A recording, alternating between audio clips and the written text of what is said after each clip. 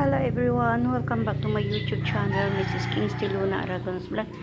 Ayan guys, ito lang ang natira sa aking aglaw mina. Ayan, namatay sila guys, hindi ko alam kung anong dahilan. Pero ang pagkakaalam po kasi, minsan nakapanood ako sa YouTube, yung pag namumulaklak daw, aalisin mo.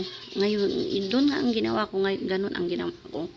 Inalis ko siya guys, pero wala, nasira, lalo na yung magaganda na ito lang ang natira. Hindi ko alam kung anong pangalan ito, lipstick ata red lipstick daw. Dati lang to guys, dito sa gilid-gilid lang niya yung pero ngayon ito may lumabas na madaming kulay, red saka green. Ayan, kinating ko siya, tapos nilagay ko yung iba dito. Ayan, tumupo na rin. Ayan guys, ito inihintay ko siyang tataas to saka ko kakating, puputulin, tapos lilipat ko sa isang pasuli kasi doon ang dami niyang suloy. Tatlo ay apat pala. Ayan guys, saka ito rin mayroong tumubong alocasia siya dito rin, apat din. Kaya bali dalawa, aalisin ko yung puputulin ko, tapos bibili ako ng ganito ulit. At ito naman yung iba. Yan ayan siya. Yan guys, nilagyan ko sila ng yung apon, ba ang tawag nito? Yung balat ng bigas. Tapos ito yun ito cutting to yun. Alis ko dun sa una, dalawang puno. Ayan guys, ito yung mga iba na maliliit, tumupo na rin. Saka ito ayan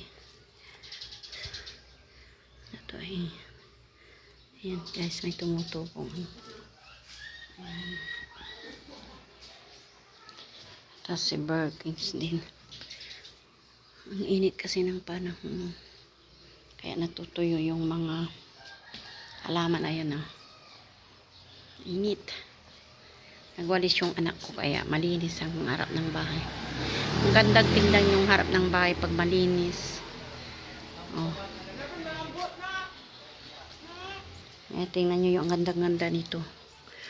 Pero nung nabagyo kasi mula nabagyo. Yung ihuwan, ayun. Yung yuwan ba, yung uhan. Ayun. Tama guys, sa init ng araw, sisira yung mga dahon nila. Kaya pagdating ng 8 o'clock or 7 ng umaga, nililipat ko to dahil nasisira yung mga dahon nila. Tulad nito, inaalis ko. Ayan guys. Okay guys, maraming salamat sa panonood. Kung hindi pa po kayo nakasubscribe sa aking YouTube channel, please subscribe po. Maraming salamat po.